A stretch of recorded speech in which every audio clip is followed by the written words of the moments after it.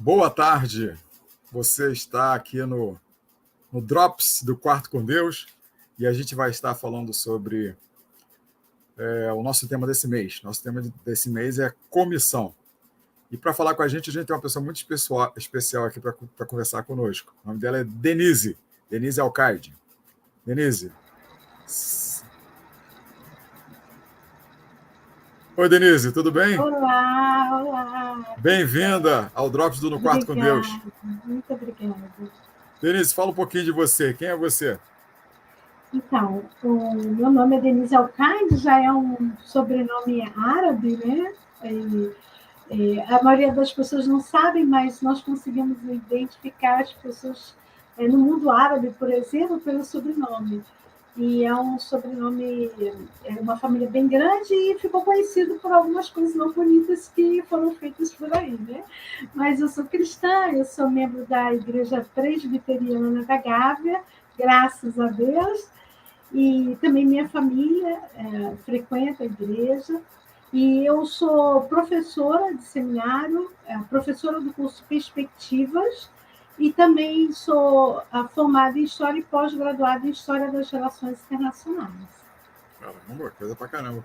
Eu conheci Denise há algum tempo atrás.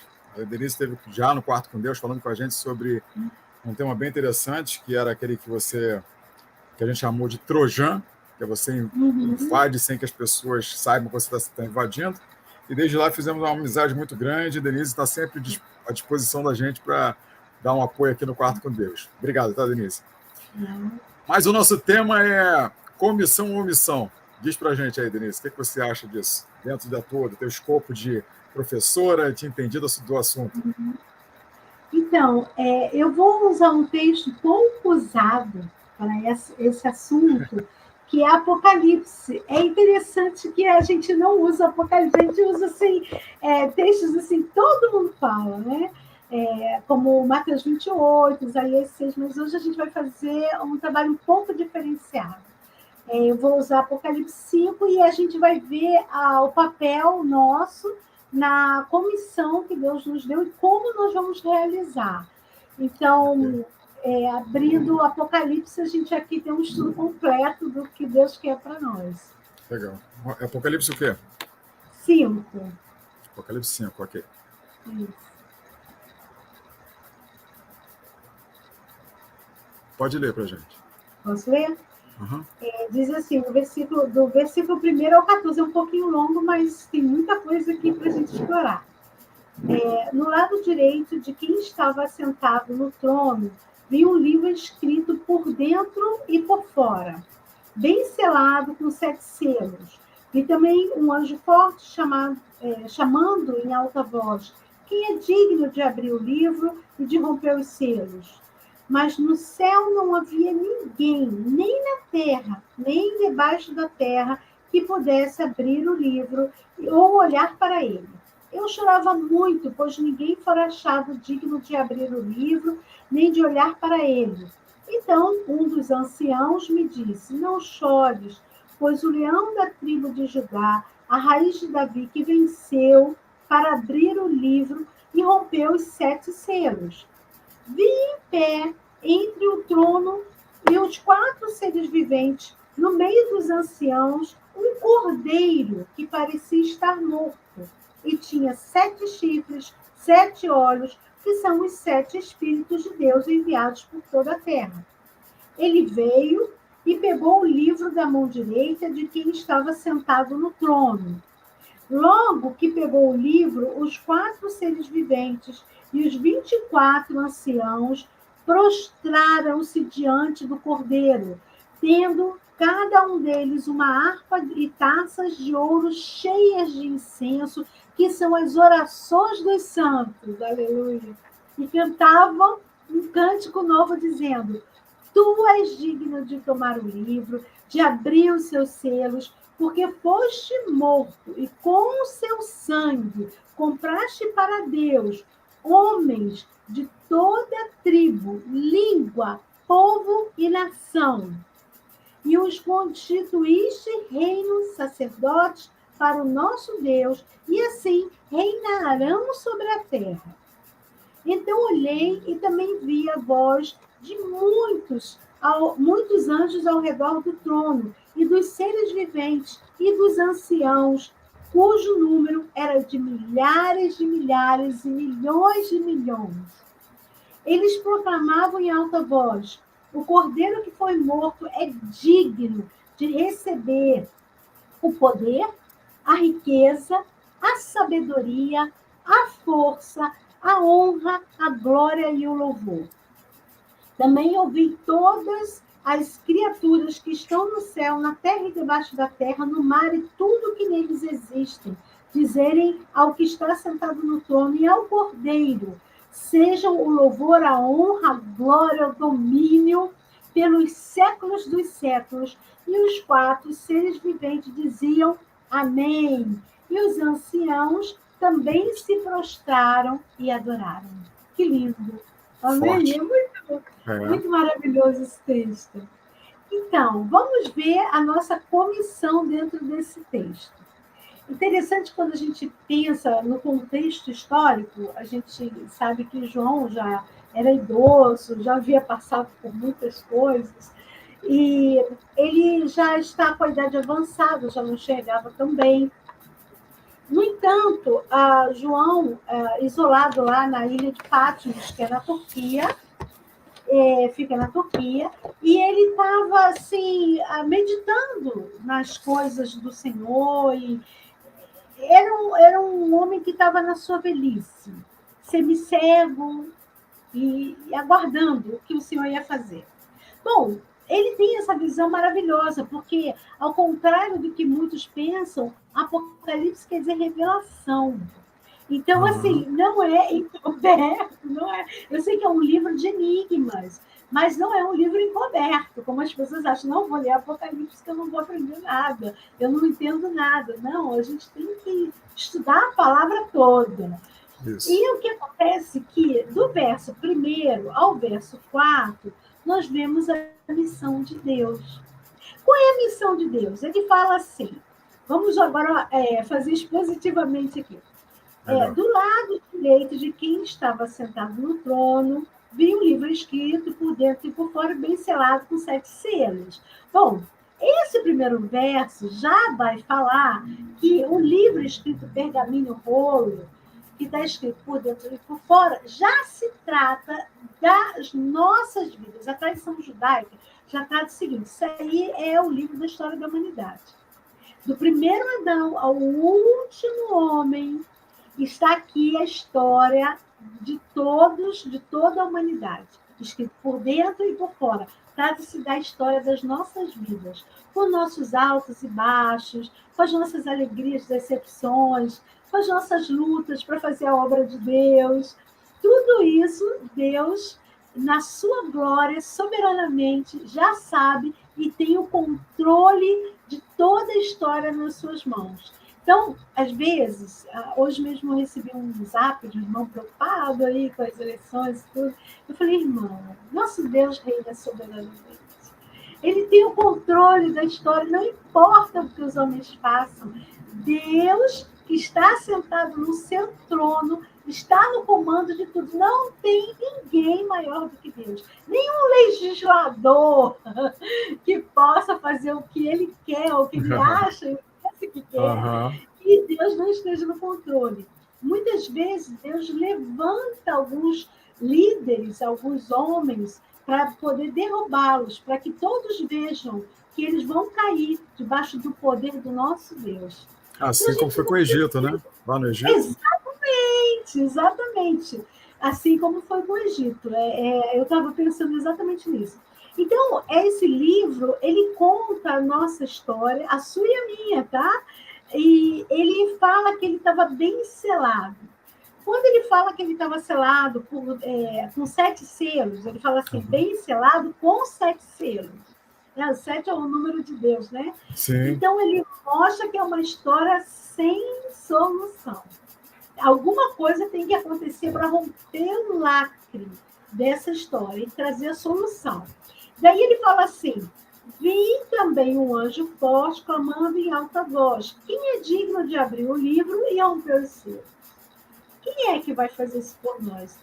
E aí ele fala assim: mas no céu não havia ninguém, nem na terra, nem debaixo da terra, que pudesse abrir o livro ou olhar para ele.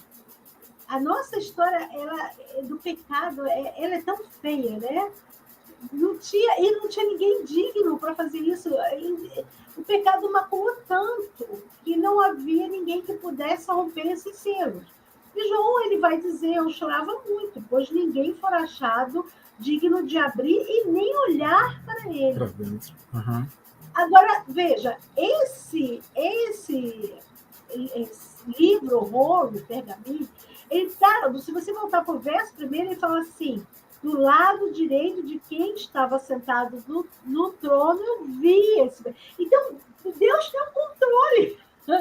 Ele não estava em qualquer lugar, o livro. Ele estava no trono de glória, diante daquele que tem todo o comando.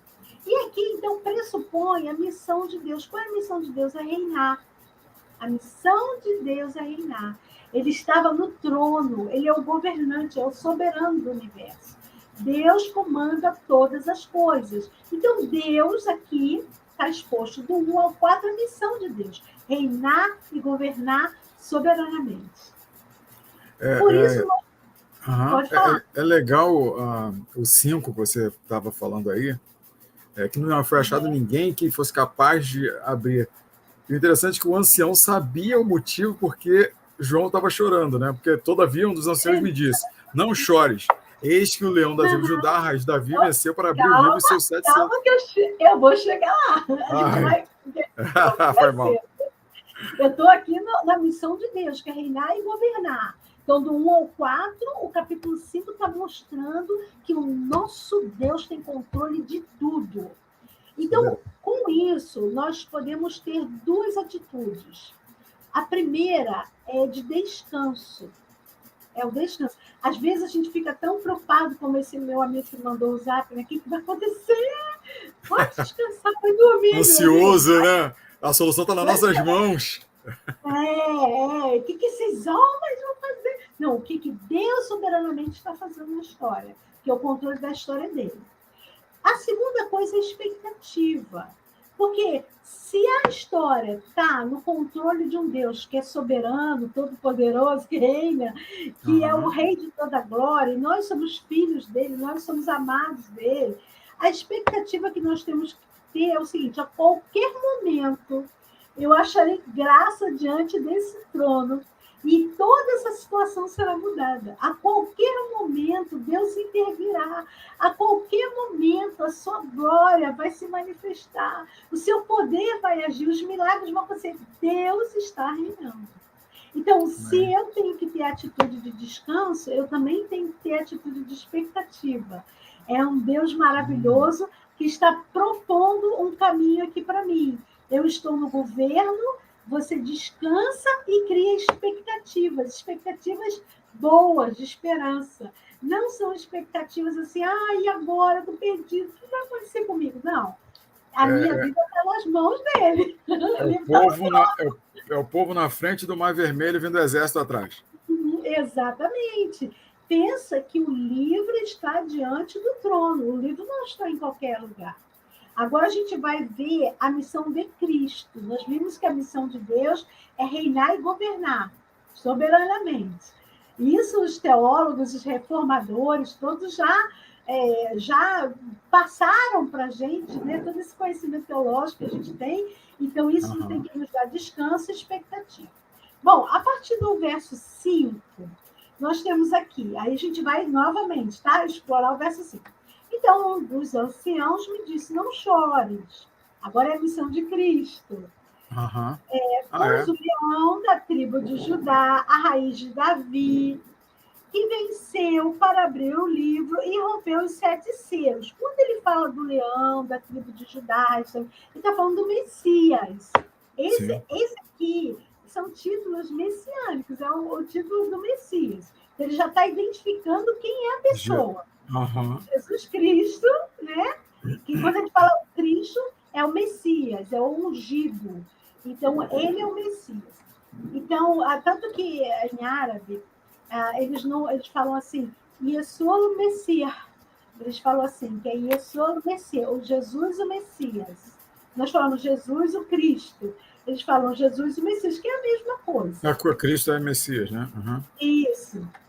Então, no 6, ele fala assim: isso vem em pé entre o trono e os 4 seres viventes, no meio dos anciãos, um cordeiro que parecia estar morto e tinha 7 chifres, 7 olhos, que são os 7 Espíritos de Deus enviados por toda a terra. Veja, ele aqui fala que ele viu entre o trono, quer dizer, se no versículo 1 o livro está lá, no trono, diante do trono, agora ele está falando que viu entre o trono esse cordeiro. Ora, por que ele está identificando Jesus como o cordeiro? Ele identificou como Messias, deu os títulos messiânicos, agora ele está falando, mas eu vi o cordeiro. Por que o cordeiro? Porque se a missão de Deus... Fala, André, desculpa. Não, eu ia falar que era sacrificial, né? Eu não sei se eu estou certo. Tá.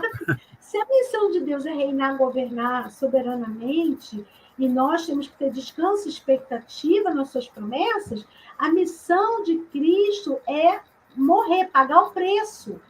A vida de Jesus foi dada por nós. Então, a missão de Jesus foi a missão sacrificial de se entregar. Por isso que ele está dizendo que era um cordeiro. Lembra do Agnus Dei? Eis o Cordeiro de Deus que tira o pecado do mundo, João Batista. Então, é o Agnus Dei, né? O Cordeiro de Deus. Então, aqui ele está mostrando a missão de Cristo, que é morrer, é dar a sua vida. Aí ele fala assim, ele veio, quem veio? O Cordeiro. E ele fala aqui, olha, o Cordeiro que parecia estar morto, e aí ele vai continuando falando das características. Depois, no 7, ele fala assim, ele veio, pegou o livro da mão direita de quem estava sentado no trono.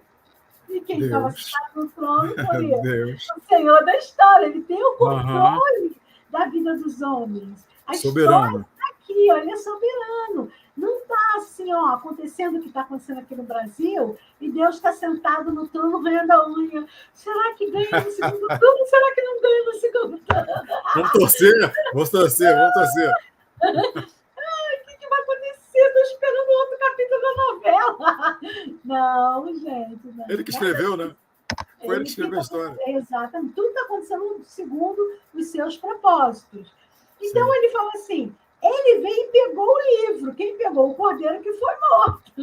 Que tinha aparência de estar morto, né? Porque ele tinha sido sacrificado. Logo que pegou o livro, ele está falando de Jesus Cristo. Os 4 seres viventes, os 24 anciãos, prostraram-se diante do cordeiro, tendo cada um deles uma harpa e taças de ouro cheia de incenso, que são as orações dos santos. É interessante que nós não, às vezes, compreendemos o valor das nossas orações. Orações, perfeito, Denise. A gente não consegue entender. A gente pensa que a gente vai lá, proclama o evangelho, vamos falar. Mas a gente não pensa que a gente tem que ter uma retaguarda de oração. Você quer falar alguma coisa, André? Que eu acho que não cortou, não. É que a gente, é como você falou, a gente dá pouco valor. O que eu posso fazer por você? Eu só posso agora orar. Não, só posso agora não. É a primeira coisa, né? Não é a posterior. É a primeira coisa. As pessoas colocam a hierarquia errada, né? Exato. Ele aqui não está falando nada de pregação do evangelho. Ele aqui está falando das orações. Sim. Entende? Sim. Então, ele está falando assim, vamos começar pelo lado certo, pelo comer certo. Vamos começar pelas orações. E, às vezes, a gente não entende porque a gente não tem vitória nessa área de falar do evangelho. Entende o que eu quero dizer? A gente se diz... A gente está esperando uma ação nossa para que, por acaso, esteja dentro da vontade de Deus. Que não é bem assim, né? Entendi. A ideia seria assim, André, a gente vai fazendo as coisas e depois a gente pede a Deus para correr atrás de nós, para nos abençoar naquilo que nós decidimos fazer. Eu tô dirigindo o carro, aí eu entro na rua errado, estou caindo lá no meio onde não devo entrar, aí não, agora dirige aí. Exatamente.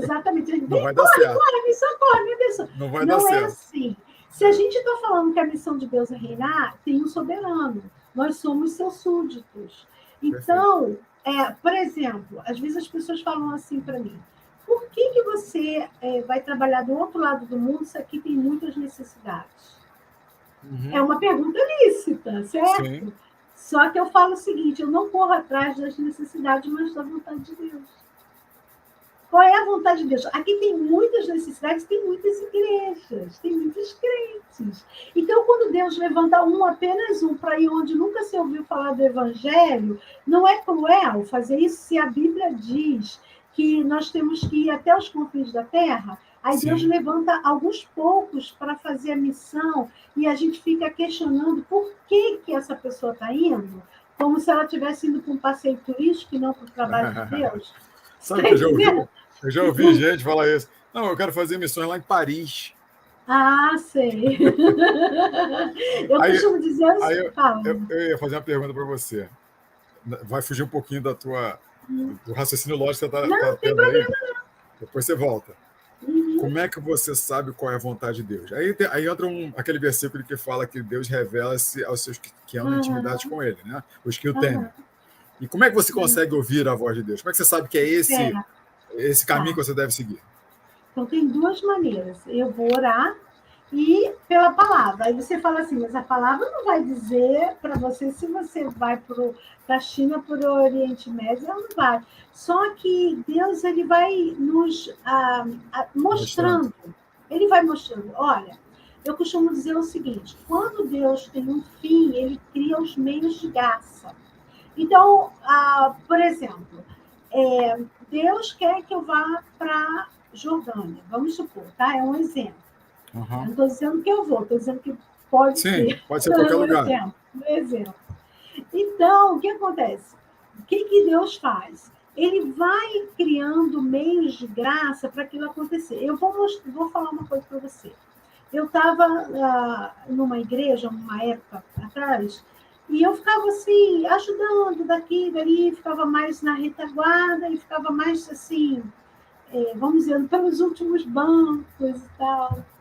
Chegou um tempo que eu orando, o Senhor, no meu coração, assim, veio aquela impressão, e eu não estou dizendo que foi um anjo, que foi um sonho, não foi nada disso. Veio aquela impressão, assim, que já estava chegando, se aproximando do tempo que ele queria que eu ficasse mais integralmente na obra missionária. E eu falei assim, Senhor, a igreja precisa testificar o meu chamado, porque essa coisa do missionário pegar a mochilinha e ir embora sem a bênção da igreja, sem a igreja reconhecer o chamado dele, eu costumo dizer o seguinte, quem vai rapidamente, volta rapidamente. Eu falo num trabalho transcultural, tá? E mesmo nacional, se não for com a bênção de Deus através da igreja. O meio ordinário de Deus fazer, ou seja, o meio comum de Deus fazer, é através da igreja, isso em toda a Bíblia. Nós, quando estudamos a palavra de Deus, nós temos que entender que nós estudamos não versículos isolados com pretexto de alguma coisa, fora do contexto. Nós estudamos a Escritura à luz das Escrituras. Então, cada versículo que a gente vai estudar tem que estar à luz do todo. Então, o que acontece? Nós entendemos pela Escritura que precisa sim ter a bênção da igreja. Eu tenho dinheiro, eu sou autônoma, mas eu estou debaixo, sujeito à autoridade eclesiástica. Isso quer dizer o quê? Quando eu estava nessa situação lá da barra, que eu tive essa impressão no meu coração, eu não saí fazendo nada. Não fiquei, irmãos, alô, estou aqui, deixa ela comigo. Não. Porque se essa obra é de Deus, quem faz é Ele. Então, a primeira coisa que tem que haver é um testemunho da igreja. De repente, a igreja passava por mim e falava assim, olha a nossa missionária. E eu comecei a ver por toda a igreja as pessoas assim para mim. Você é a nossa missionária, você é a nossa missionária, você é a Antes de você ser... Antes de eu estar assim, oficialmente de tempo integral. Então, a igreja começou um movimento, a nossa missionária, a igreja me via como... E eu não levantei a bandeira, eu não falei nada, eu não fiz propaganda, sabe? Ele fala quem quer, né? Houve um testemunho por parte da igreja. Isso serve para o ministério pastoral também. Houve um testemunho, às vezes diaconal, né? A pessoa está vendo ali o diácono, a igreja começa a testemunhar, você tem que ser o diácono da igreja, porque a gente consegue ter esse testemunho interno de que o Espírito Santo está fazendo essa obra na sua vida. E aí, como igreja, nós acolhemos o que o Espírito Santo está testificando em nós. Dito isso, o que eu quero dizer é o seguinte: Deus mesmo ele vai se manifestando até que tudo vá acontecendo. Por exemplo, houve um testemunho interno de um certo lugar que eu iria, mas eu não contei para ninguém. Por quê? Porque o nosso coração é enganoso. Então, eu poderia simplesmente estar tendo um testemunho interno de alguma coisa que poderia corresponder a uma vontade pessoal, até inconsciente. Talvez não consciente, mas inconsciente. Resumindo, quando eu fui conversar com o meu pastor, ele ligou para a liderança da agência e eles falaram assim: olha, o que nós estamos assim vendo pela vida dela, pelo desenrolar aqui da nossa experiência, é que ela tem que ir para um lugar tal. Exatamente onde Deus falou no meu coração. Exatamente. Então, assim, o que aconteceu? Houve um testemunho interno e uma testificação por parte da liderança da igreja. E foram os meios da graça. Exatamente. Então, quando Deus tem um fim, ele cria os meios de graça. Isso também tem a ver com finanças, tá? Ele também vai fazer isso na área financeira. Às vezes, na finança. Entendi. Isso, as pessoas têm muito medo, né? Como que a gente vai sustentar a obra missionária? Quando Deus tem um fim, ele cria os meios de graça. Então, quem é que sustenta a obra missionária?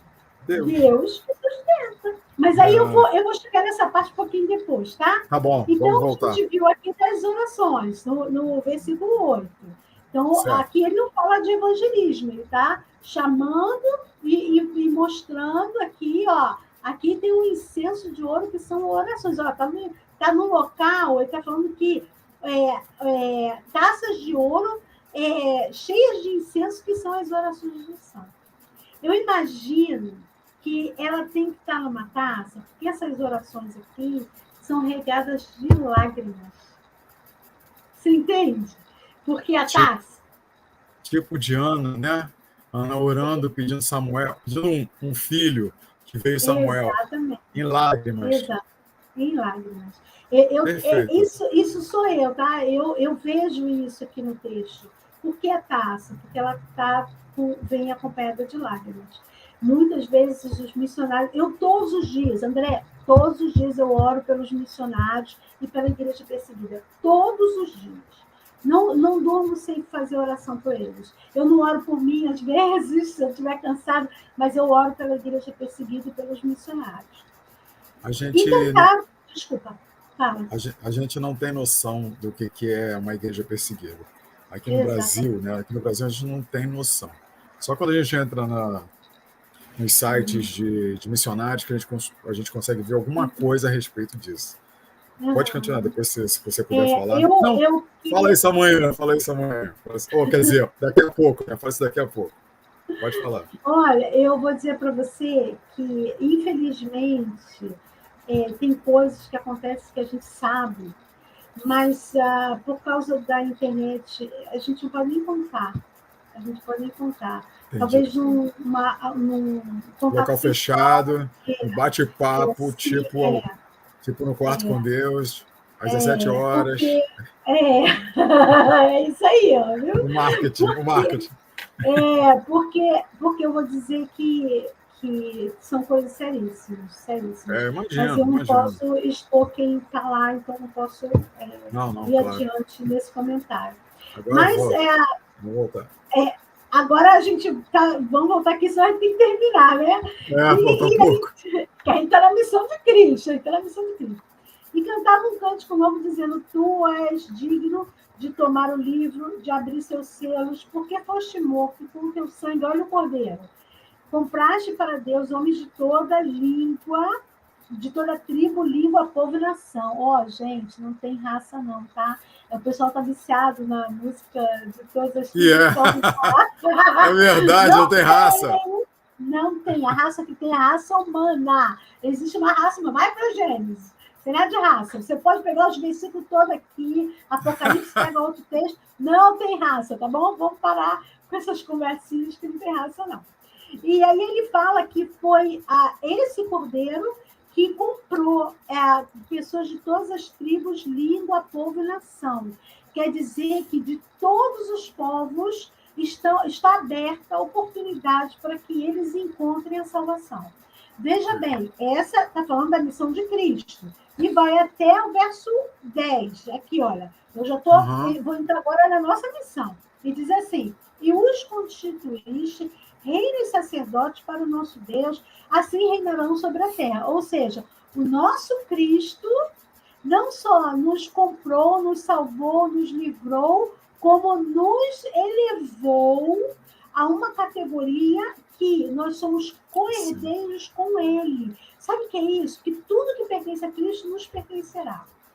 Eu vou dizer, nós nunca seremos Deus, nunca. Mas nós teremos a herança de Cristo também, compartilhando a mesma herança dele será compartilhada conosco. Que coisa mais linda! Então, nesse verso, nessa passagem aqui, nós já vimos a missão de Deus, que é reinar e governar, em que nós temos descanso, expectativa, e a missão de Cristo, que é pagar o preço, morrer pelos aqueles que ele há de salvar. Agora a gente vai entrar na missão da igreja. Ainda tem tempo, André, porque eu não cheguei na missão da igreja. A gente tem que... Corre, que a gente tem pouco tempo.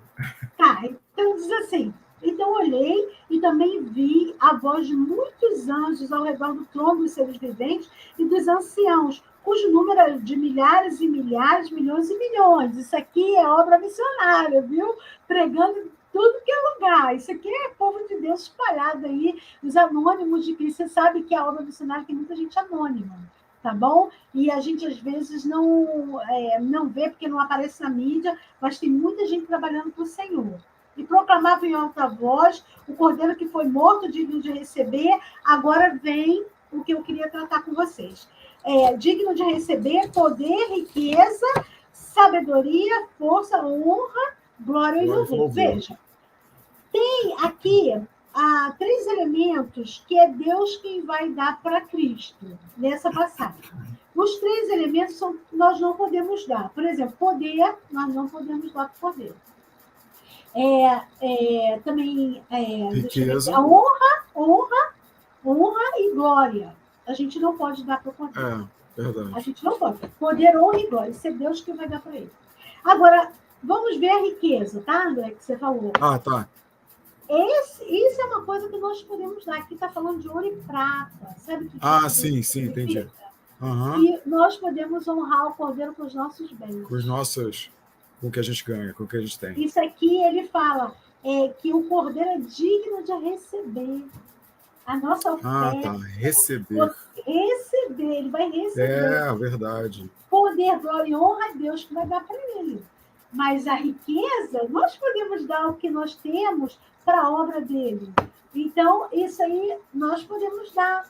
É o nosso papel. Olha, às vezes os missionários falam erradamente, às vezes até no público, assim: irmãos, uns foram chamados para orar, outros para contribuir, outros para pregar. À luz das Escrituras, isso não existe. Eu, como missionária, contribuo para a obra missionária. É para todo mundo, né? Todo mundo foi chamado para pregar, para orar e para contribuir. Então, eu tenho que contribuir também. Aquela história... Eu acho que é aquela história do...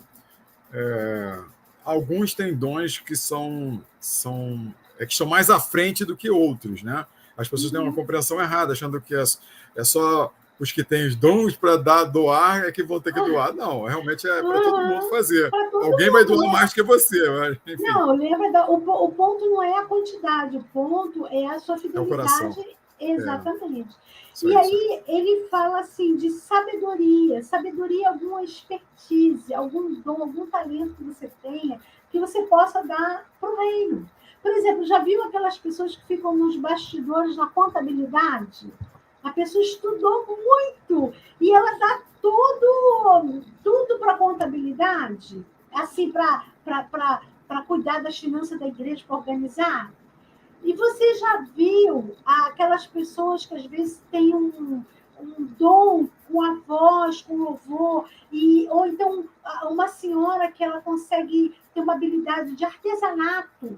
E aí, por exemplo, eu vi um testemunho de uma senhora que ela fazia bonecas de pano para aquelas crianças lá no Vale do Jequitinhonha, né, que fala. E ela fazia aquilo, ela trabalhava naquela costura Oi. para no Natal aquelas crianças receberem. Oi, tá me vendo? Tô vendo. Então, essa é uma sabedoria, quer dizer assim, o seu dom, o seu talento, o que você tem nas mãos? Lembra do João, que é cineasta, e fez um documentário lá de sim. É isso que ele está falando. Qual é o teu dom? Qual é a tua expertise? Aonde você é bom, que você possa doar isso em prol do crescimento do reino. Então, todo mundo tem, né? Todo mundo pode contribuir. Aqui não tem pobre, rico, nem nada.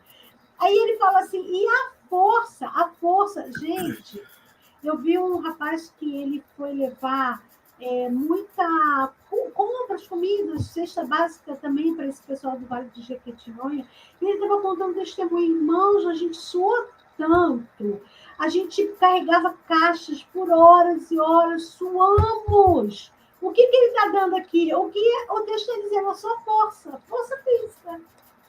Então, às vezes, você está lá na igreja, eu me lembro.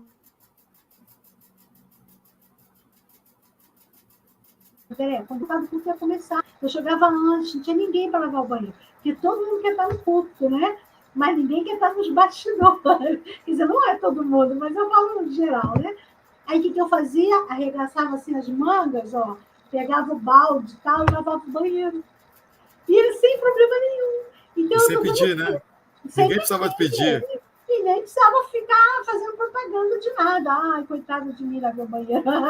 Não, a gente faz isso porque Deus...